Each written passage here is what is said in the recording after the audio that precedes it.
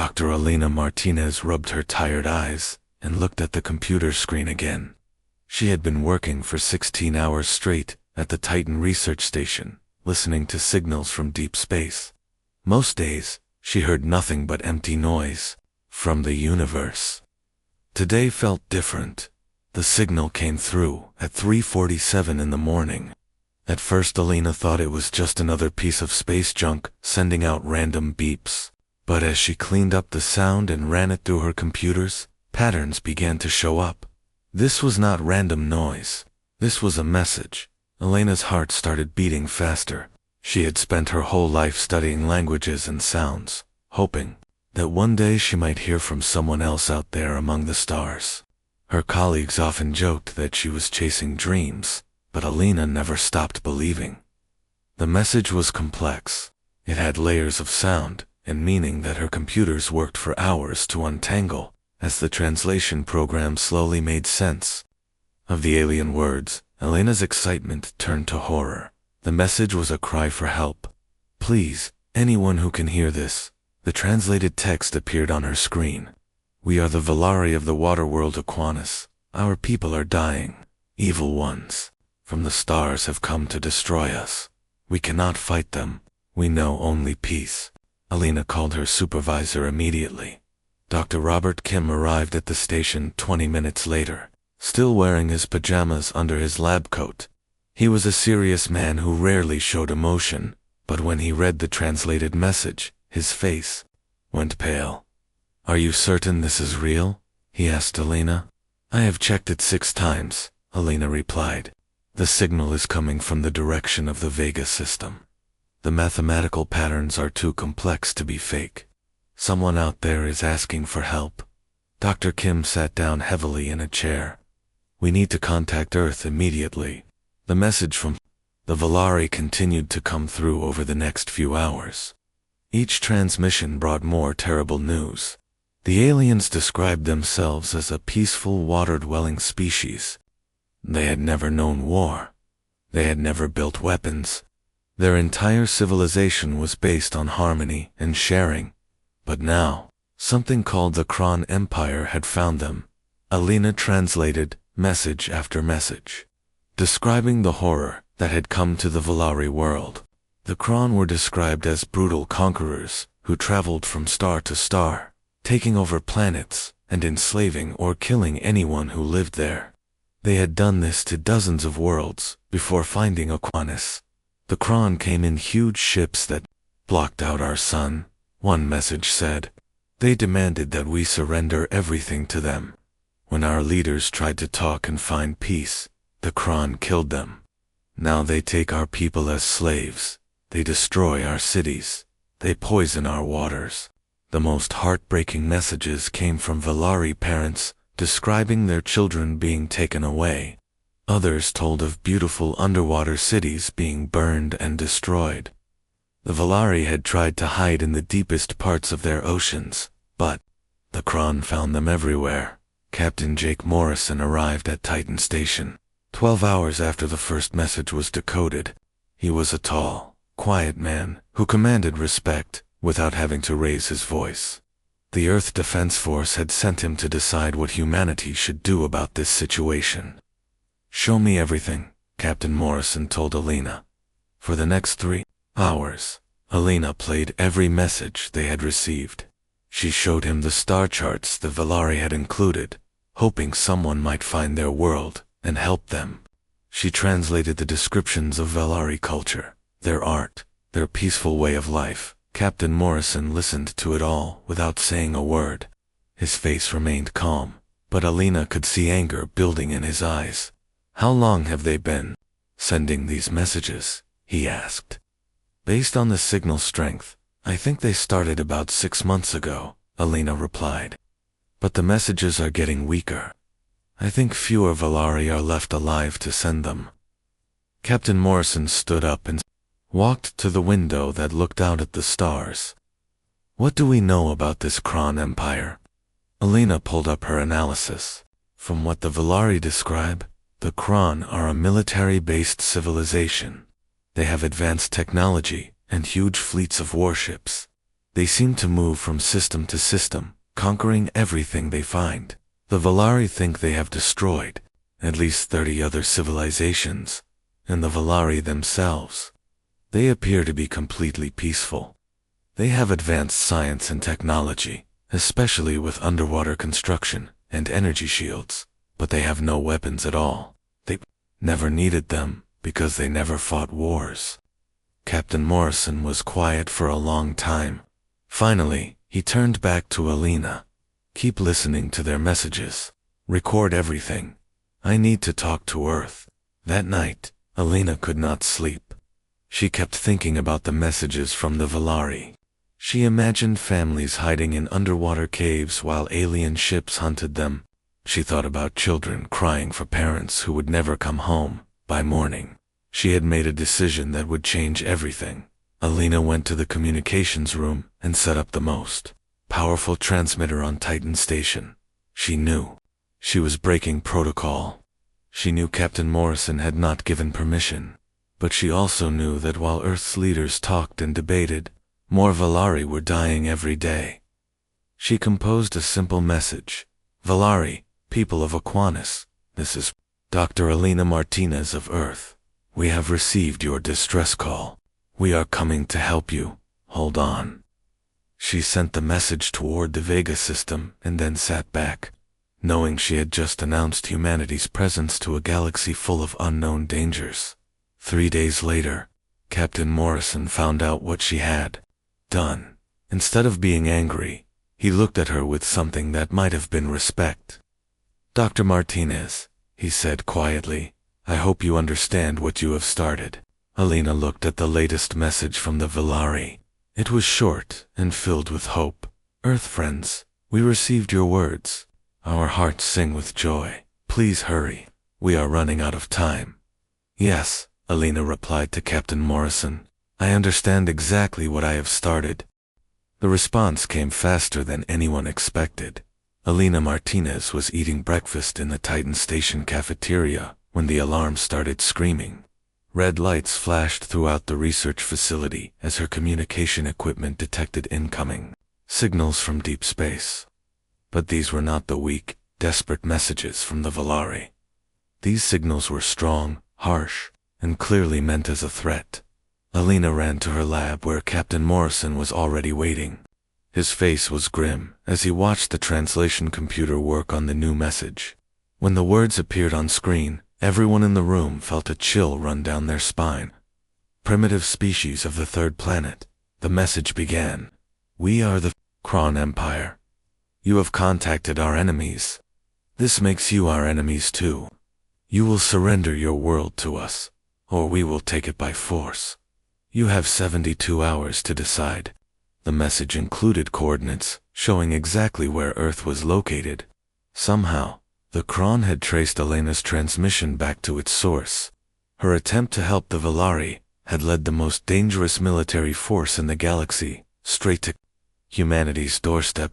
Captain Morrison immediately contacted Admiral Rick Thompson, the head of Earth's defense force. Within hours, the Admiral arrived at Titan Station with a team of military specialists and scientists. Admiral Thompson was a veteran of Earth's colonial wars. He had spent 40 years preparing for the possibility that humanity might one day face threats from space. Now that day had come, and he was not surprised to find that it had arrived because humans tried to help someone in need. Show me everything we know about these Kron, Admiral Thompson told Alina. Alina had been analyzing the Kron's message, along with information from the Valari. Based on what we have learned, the Kron Empire is huge. They control hundreds of star systems. Their entire civilization is built around conquest and war. They have been expanding across the galaxy for over 1,000 years. Military capabilities, the Admiral asked. Unknown, exactly, but we know they destroyed the Valari defenses easily. The Valari had advanced shield technology, but the Kron broke through it in days. They seemed to rely on overwhelming force rather than clever tactics. Admiral Thompson studied the star charts the Valari had provided. The Valari described the Kron as having massive ships and powerful weapons, But they also mention that the Krone have never faced serious resistance. Every species they have encountered either surrendered immediately or was too primitive to fight back effectively. Captain Morrison pointed to the long-range sensor data. Admiral, we are detecting movement in the outer system, multiple objects approaching from the direction of Proxima Centauri. Admiral Thompson looked at the sensor readings. How many ships? At least 12, possibly more. They are moving fast and heading straight for Earth. The Admiral was quiet for a moment, thinking. Then he activated his communication device and sent a priority message to Earth Command. This is Admiral Thompson. Activate Protocol 7 immediately. This is not a drill. Protocol 7 was humanity's plan for alien invasion. It had been developed over decades by military planners who hoped they would never need to use it.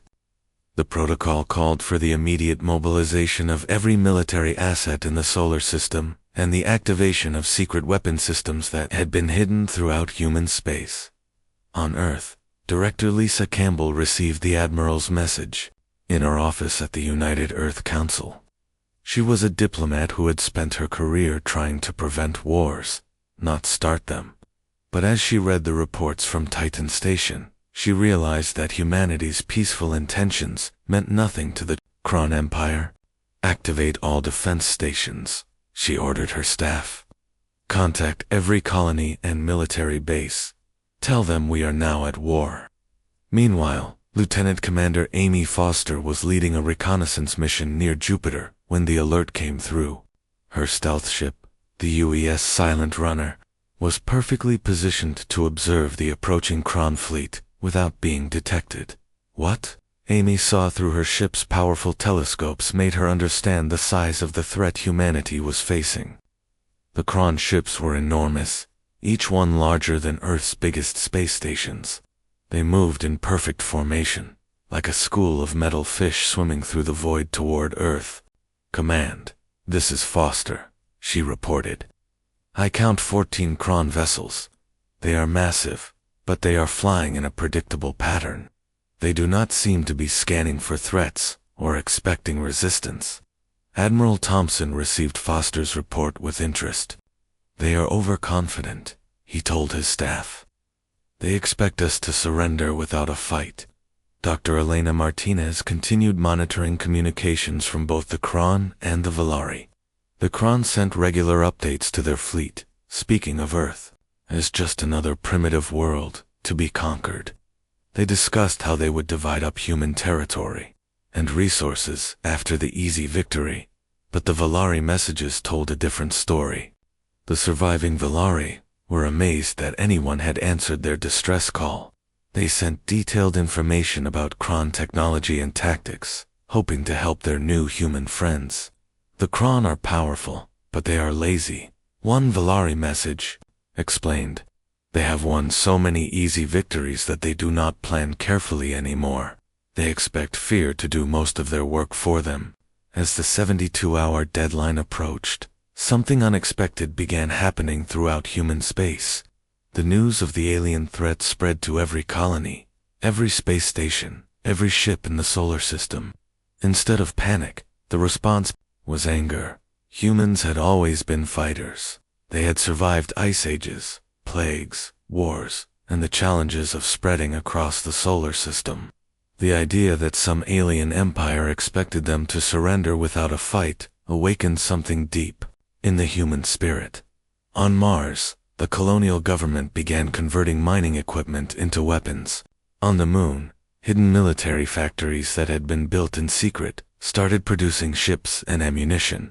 In the asteroid belt, miners rigged their cargo haulers with improvised weapons and joined the growing fleet. Captain Morrison watched the preparations with amazement. Admiral, we are receiving volunteer reports from across the system. It seems like every human who can fly a ship wants to join the defense fleet. Admiral Thompson smiled grimly. The Krone have made one critical error.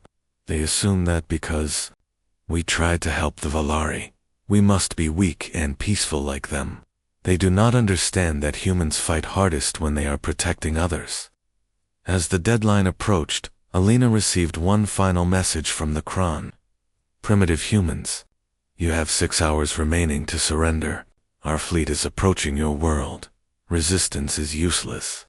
Submit now, and some of you may survive as slaves. Alina looked at Admiral Thompson. Should I send a response? The Admiral thought for a moment, then nodded. Send this message. This is Admiral Rick Thompson of the Earth Defense Force. We reject your demands. If you want our world, come and take it. As Alina sent the message, alarms began sounding throughout the solar system. Human ships moved into position. Weapons that had been hidden for decades powered up.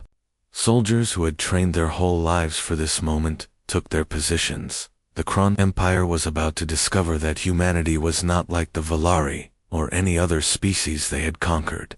Humans might have tried to answer a peaceful distress call, but they were definitely not peaceful themselves. War was coming to the solar system, and humanity was ready. The first shots of the war were fired exactly 72 hours after the Kron ultimatum. Lieutenant Commander Amy Foster watched from her hidden position near Jupiter as the Kron fleet approached the outer edge of the solar system. The alien ships moved slowly and confidently, expecting to find a defenseless world ready to surrender. Instead, they found something that had never existed before in the galaxy, a fully mobilized human military. The attack began at exactly 0600 Earth Standard Time. Hidden weapon platforms that had been built into asteroids throughout the outer system suddenly came to life. Railguns that could fire projectiles at incredible speeds opened up on the Kron fleet from dozens of different directions. Admiral Thompson commanded the operation from the UES Defiance, Earth's most advanced warship. He had positioned his fleet behind the gas giant Neptune, using the planet's gravity and magnetic field to hide their approach. All ships, this is Admiral Thompson. He broadcast to the human fleet. Execute Battle Plan Alpha. Show these invaders what happens when they threaten Earth. The first Kron ship to die was their lead scout vessel. It took 3 direct hits from asteroid-mounted railguns before its shields failed and the ship exploded. In a brilliant flash of light, the explosion could be seen from Mars. The Kron commander was so shocked by the sudden attack that his fleet stopped moving for precious seconds. They had expected to find primitive rocket ships and nuclear missiles. Instead, they were facing coordinated attacks from weapons they had never seen before. Colonel Ben Parker led the first wave of human fighters from their hidden base on Pluto. His squadron of stealth fighters had been designed specifically for this kind of battle. They were small, fast, and nearly invisible to most sensors. "Remember your training, Parker," told his pilots. "These ships are big and powerful, but they are not expecting us. Hit them hard and fast, then get out before they can target you." The human fighters swarmed around the Kron ships like angry bees attacking a bear. They fired plasma torpedoes at weak points in the alien hulls and used their speed to avoid the Kron's heavy weapons. Dr. Alina Martinez watched the battle from Titan Station, monitoring communications between the human ships and translating intercepted Kron messages. The aliens were clearly confused and angry. "How are these primitives fighting us?" one Kron commander radioed to his fleet. "They should have surrendered when they saw our power, but the humans were just getting started." Captain Morrison led a surprise attack from behind the asteroid belt. His ship, the UES Liberty, had been equipped with experimental antimatter missiles that Earth's scientists had been developing in secret for 20 years. The first antimatter missile hit a Kron battleship and completely destroyed it. The explosion was so bright that it temporarily blinded sensors throughout the outer system. The second missile damaged to more Kron ships and caused them to retreat behind their remaining vessels. On Earth, Director Lisa Campbell coordinated the planet's defenses while watching the battle unfold on her command screens. She had never wanted to be a wartime leader, but she found herself making life-and-death decisions for the entire human race. "Status report," she requested from her military advisors. "The outer system defenses are performing better than expected. General Kate Williams reported. We have destroyed 4 Kron ships and damaged several others. Our casualties are minimal so far. What about their response? They are regrouping and calling for reinforcements. Long-range sensors detect at least 20 more Kron ships heading toward our system. Director Campbell nodded grimly. Then we need to finish this battle before they arrive. The turning point came when the Volari provided crucial intelligence about Kron technology. Despite being under attack on their own world, the aquatic aliens had continued studying their enemies and sending information to their human allies. Came a weak transmission from Aquinas. We have discovered something important. The Kron ships have a weakness in their rear shield generators. If you can hit them from behind with enough force, their entire defensive system will fail. Helene immediately forwarded this information to Admiral Thompson. Within minutes, every human ship in the battle was adjusting their tactics to exploit this weakness. The UES Defiance led a coordinated assault on the largest Kron ship. Using the gas giant's moons for cover, Admiral Thompson's fleet approached the enemy vessel from behind, while other human ships distracted it from the front. All ships, target the rear shield generators, Admiral Thompson ordered. Fire everything we have. The combined firepower of 12 human warships hit the Kron battleship's weak point simultaneously. The alien ship's shields collapsed, and follow-up attacks tore through its hull. The massive vessel broke apart and exploded, taking 300 Kron warriors with it. The remaining Kron ships tried to retreat, but Colonel Parker's fighters were waiting for them. The small human vessels darted between the fleeing alien ships, attacking their engines and navigation systems. This is impossible. The Kron fleet commander transmitted to his remaining ships. These humans fight like demons. How can such a primitive species have such advanced weapons? The answer was simple, though the Kron would never understand it. Humans had spent their entire history preparing for war. Even during times of peace, they had continued developing new weapons and defensive systems. Every human conflict had taught them new lessons about warfare. More importantly, humans were fighting for something the Kron had never truly understood, the protection of innocent life. The same instinct that had driven Alina to answer the distress call now drove every human soldier to fight with desperate courage. Lieutenant Commander Foster delivered the final blow of the battle. Her stealth ship approached the Kron command vessel while it was distracted by attacks from other directions. She fired all of her remaining torpedoes directly into the alien ship's bridge. The command ship lost power and began drifting helplessly through space. Without their leader's orders, the remaining Kron ships scattered in confusion. Admiral Thompson to all ships, the Admiral broadcast to the human fleet. Pursue and destroy the remaining enemy vessels. We cannot allow any of them to escape, and report our capabilities to the main Kron fleet. The Battle of the Outer System ended 6 hours after it began. 14 Kron ships had entered the solar system, expecting an easy conquest. None of them survived to tell their empire what they had found. But Admiral Thompson knew this was only the beginning. The Kron reinforcements were still coming, and they would be prepared for serious resistance.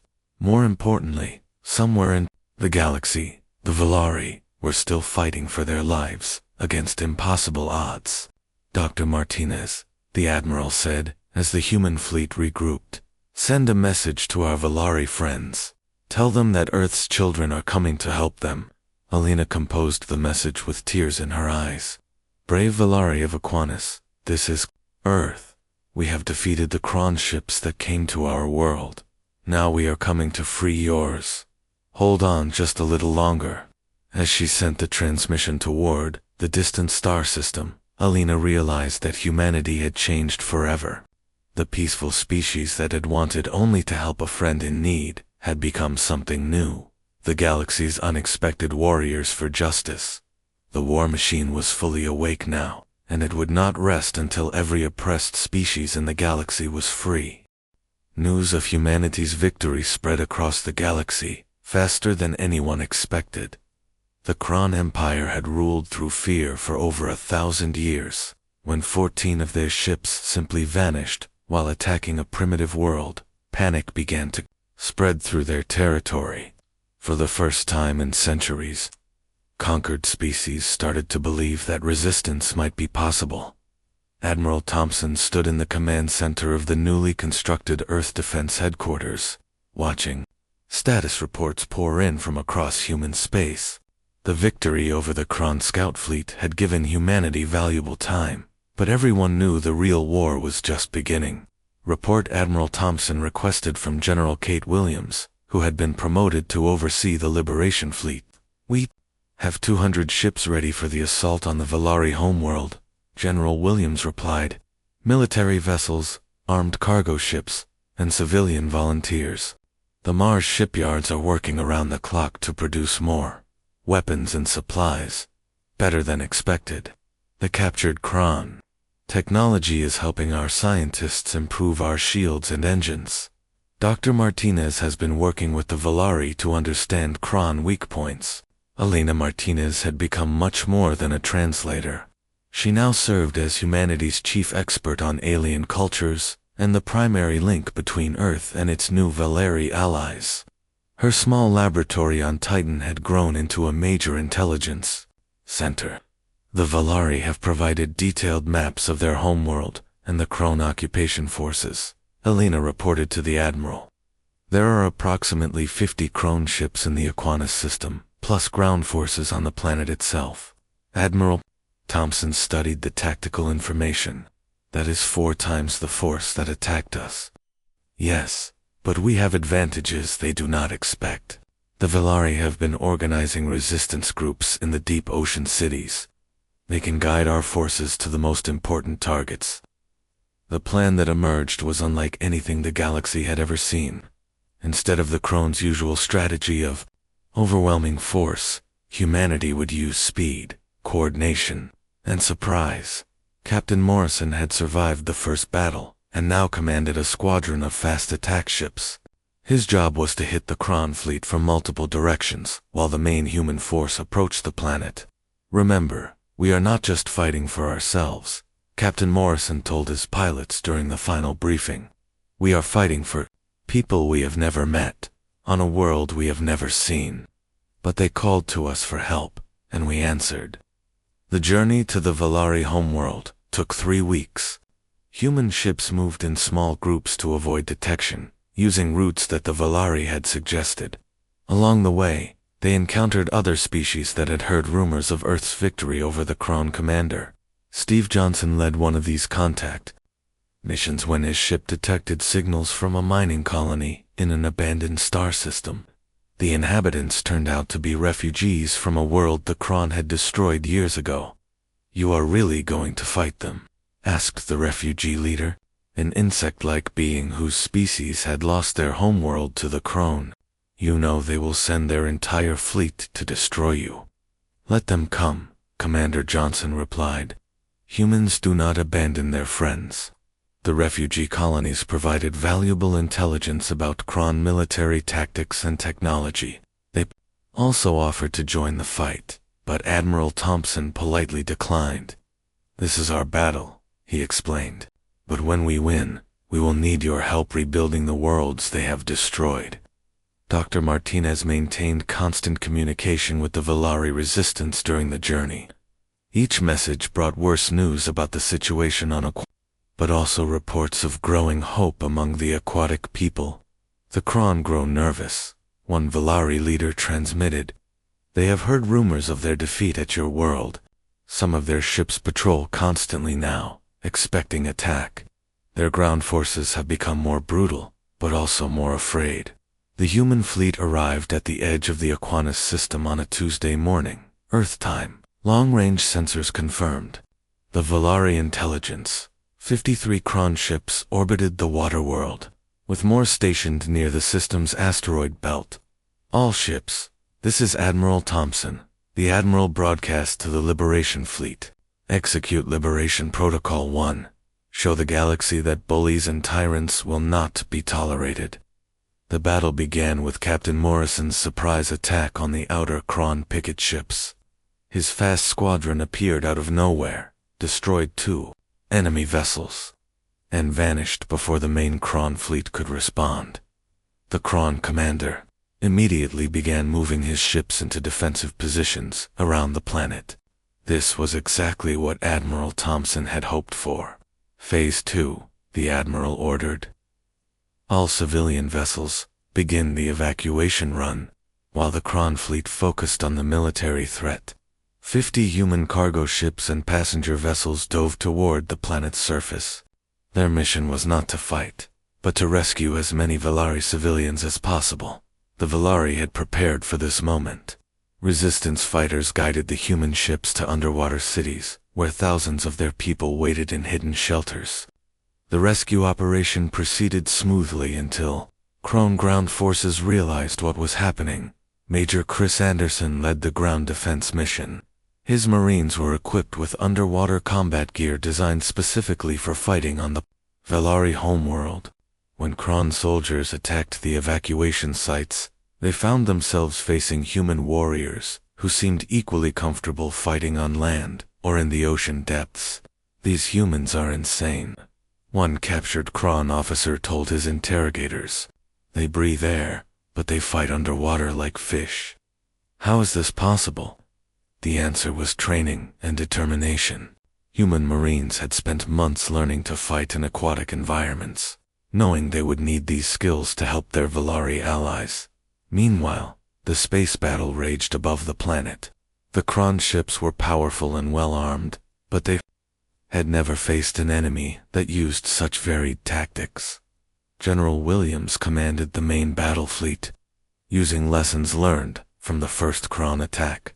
Human ships worked in small groups, hitting weak points and retreating before the enemy could concentrate their fire. The turning point came when Dr. Martinez made contact with Valari scientists who had been hiding in the deepest ocean trenches. These scientists had spent years studying captured Kron technology and had discovered something important. "Alina, we have found their central command system," the Valari scientists transmitted. "All Kron ships in our system are controlled from their flagship. If you can destroy that one ship, the others will be confused and helpless." Alina immediately relayed this information to Admiral Thompson. The Admiral studied his tactical display and made a decision that would determine the outcome of the battle. "All ships, new target priority," he broadcast to the human fleet. "Focus all attacks on the large ship at the center of their formation. That is their command vessel." The final assault on the Kron flagship became the most intense battle in human history.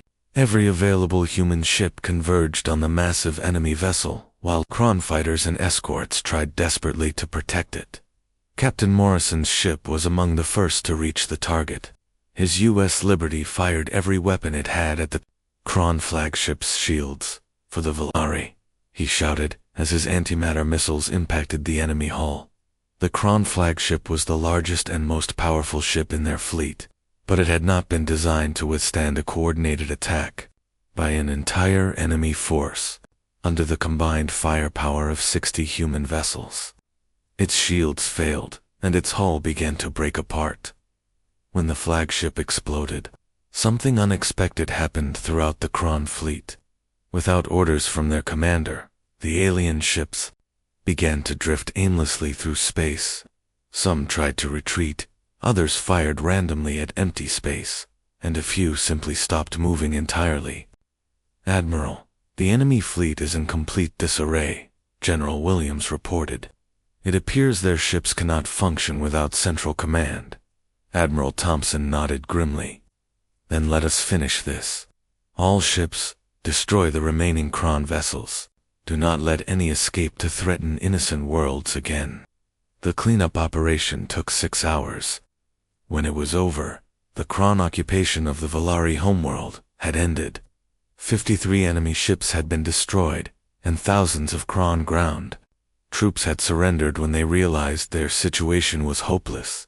But the real victory was not military. As human ships continued evacuating Valari civilians from the dangerous parts of their world, Something new was born in the galaxy. Hope. Word of the liberation spread to every corner of Kron territory. Species that had been enslaved for generations began to organize resistance movements. Worlds that had surrendered without a fight started planning rebellions. Dr. Martinez received a message that made her cry with joy. It came from a star system she had never heard of, from a species whose name she could not pronounce. But the meaning was clear. Thank you, humans of Earth. Because of your courage, we too will fight for our freedom. The war was far from over, but the galaxy would never be the same. 1 year after the liberation of Aquinas, the galaxy looked very different.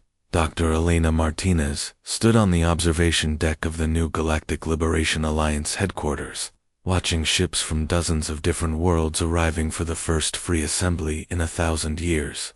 The massive space station orbited Earth. Built from salvaged Kron metal and designed by the finest engineers from 20 liberated species. The station was a symbol of what the galaxy could become when people worked together instead of conquering each other. Alina, the Valari delegation has arrived, announced Captain Morrison, who had survived the war and now served as the Alliance's military coordinator. His ship had been damaged in the final battle against the Kron flagship, but he had refused to leave the bridge until every enemy vessel was destroyed. Alina walked to the docking bay where her old friends from Aquinas were emerging from their specially designed water-filled transport. The Valari delegation was led by Counselor Reefsinger, a wise old Valari, who had helped coordinate the resistance during the occupation. Friend Elena Reefsinger spoke through the translation device that had become standard throughout the Alliance. Our hearts swim with joy to see you again, and mine to see you, old friend, Elena replied. How is the rebuilding of your world progressing? Better than we dared hope. Human engineers have helped us rebuild our cities stronger than before. Kron technology, when used for creation instead of destruction, has allowed us to expand our civilization to the deepest ocean trenches. The transformation of Aquinas was one of the Alliance's greatest success stories, using captured Kron equipment and human engineering expertise. The Valari had rebuilt their underwater cities and established new colonies throughout their solar system. More importantly, they had become the Alliance's center for healing and diplomacy. Admiral Thompson arrived as Alina and Reefsinger were catching up. The Admiral looked older than his years, bearing the weight of commanding the largest military force the galaxy had ever seen. But his eyes still held the determination that had carried humanity through its darkest hours. Counselor, Dr. Martinez, the Admiral greeted them. Are you ready for today's session? Today marked the first anniversary of the Kron Empire's final defeat. It had taken 8 more months of fighting after the liberation of Aquinas, but the Alliance forces had systematically freed every world under Kron control. The war had ended, not with a massive battle, but with the surrender of the last Kron stronghold when their own people finally rebelled against their military leaders. The assembly hall was filled with representatives from 47 different species. Some breathed air like humans, others required special environmental suits, and a few appeared only as holographic projections. But they all shared one thing: freedom from oppression. Director Lisa Campbell, now serving as Earth's representative to the Alliance, called the session to order. Fellow beings of the galaxy, we gather today to commemorate not just our victory over tyranny, but the birth of a new age of cooperation and peace. The first speaker was a crystal-based life form from the Sirius system. Their world had been one of the first conquered by the Kron over 800 years ago. For 30 generations, our people lived as slaves, the crystal being said, their words creating beautiful harmonic sounds. We had forgotten what freedom meant until humans showed us it was possible to fight back. Species after species told similar stories. The Kron had ruled through fear for so long that most people had stopped believing resistance was possible. Humanity's decision to answer the Valari distress call had changed everything. General Williams, now commanding the Alliance Defense Force, provided a military update. Kron territory has been completely liberated. Their war fleets have been destroyed or converted to peaceful purposes.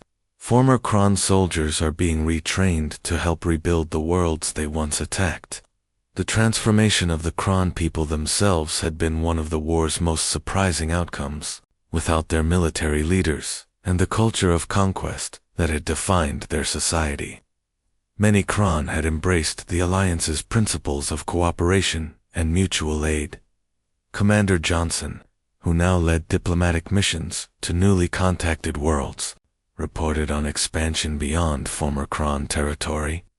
We have made peaceful contact with 16 species that were never part of the Kron Empire. All have expressed interest in joining the Alliance, but the most moving moment came when a young Valari, named Curran Dancer, approached the podium. She had been just a child when the Kron invaded her world, and she had spent most of her life hiding in underwater caves.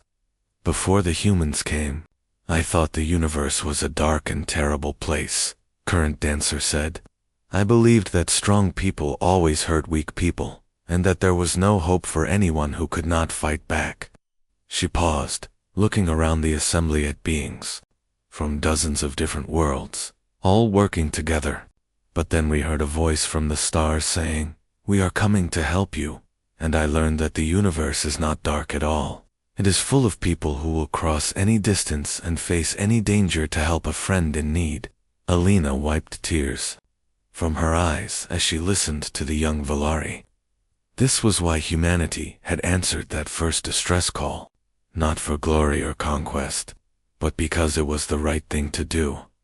The assembly concluded with the signing of the Galactic Liberation Compact, a document that committed all member species to protecting each other and helping any people who faced oppression.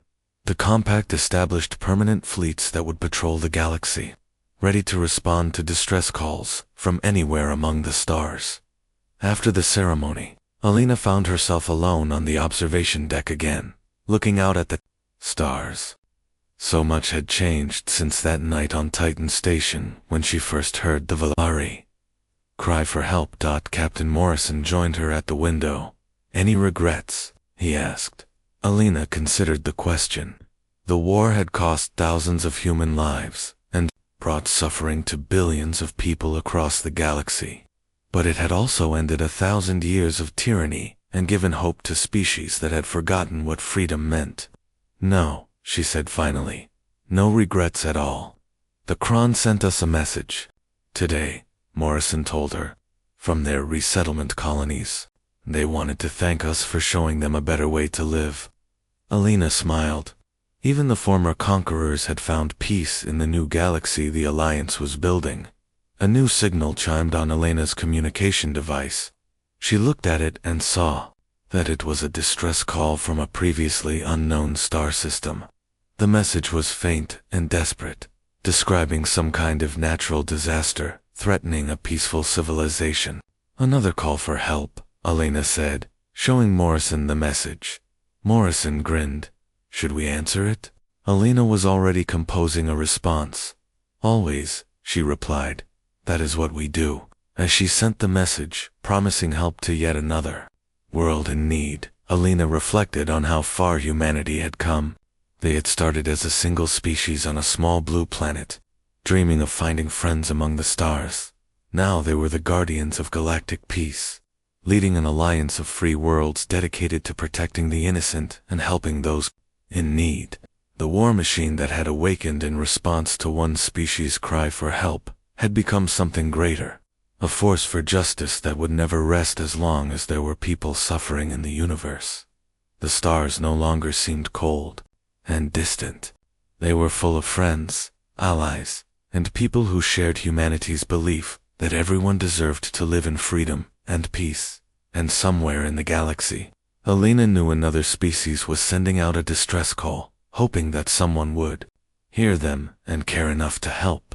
They would not be disappointed. The message had already been received, and help was on the way. It always would be, as long as humans flew among the stars.